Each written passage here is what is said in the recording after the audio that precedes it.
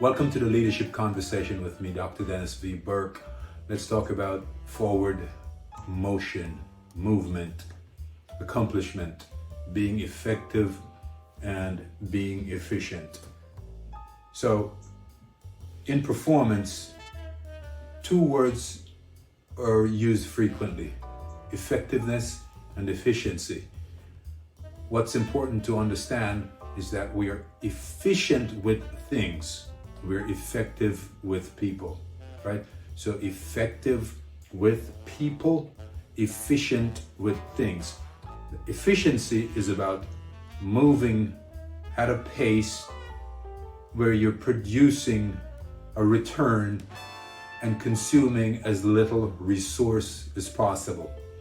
Effectiveness is getting the right things done at the right pace, right? And so if you were to say, I have 5 minutes to do something, essentially your measure of performance, because you have allotted it within some specific time frame, you're really talking about efficiency.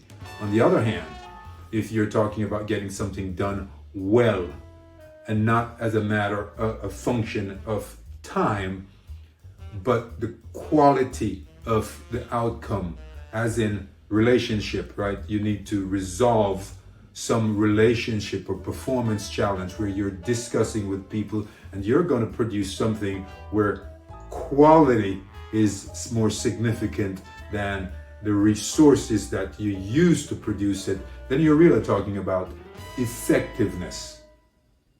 Now, when we talk about performance,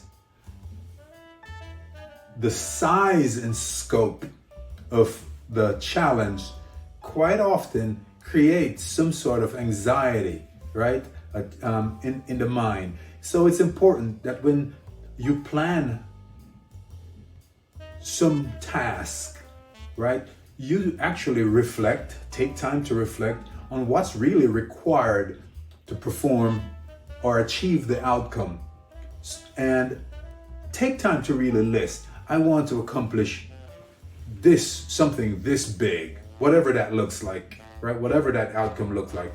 And take time to list the steps that would be required to get you to the result.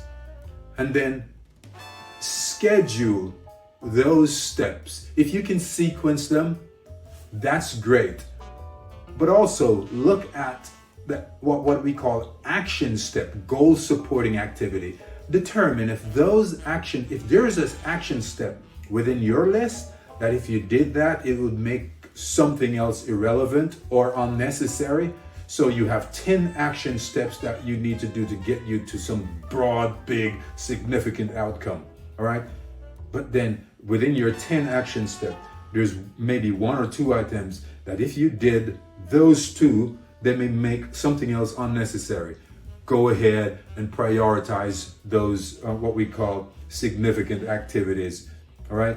There is no hard and fast rule that says everything has to be done to get you to your broad outcome. Now, in life, professional pursuit, your health, your wellness, your emotional health, your physical health, your financial health, your broad spiritual health, your intended outcome, if you have thought about it, sometimes might seem like some giant, task to accomplish.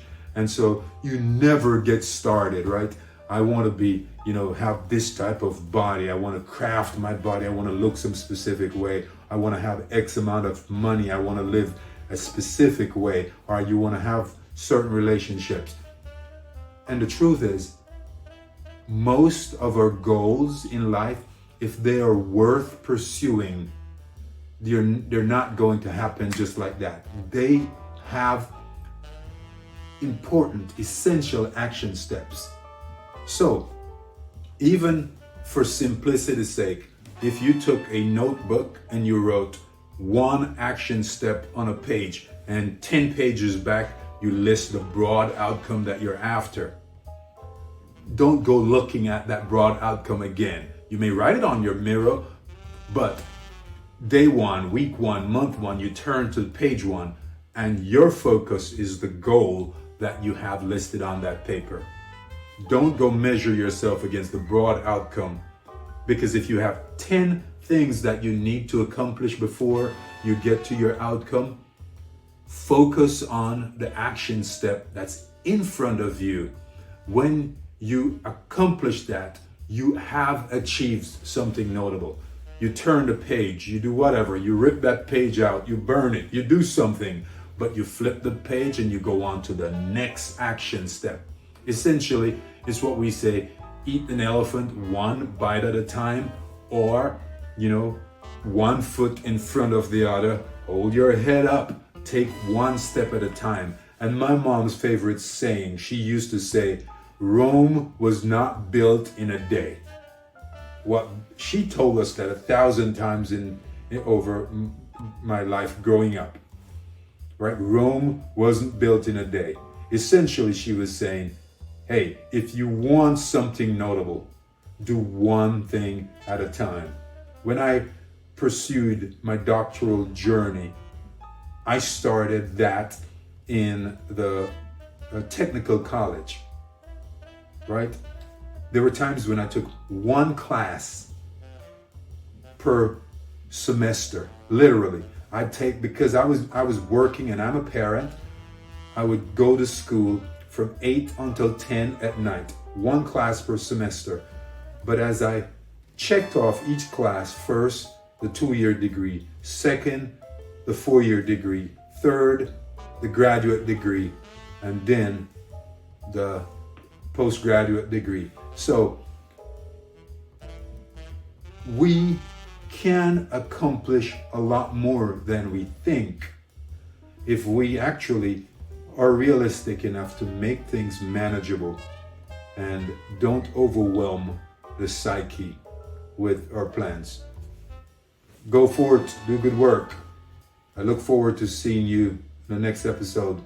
Thank you for spending this moment with me. I'm Dr. Dennis V. Burke, and has been the Leadership Conversation.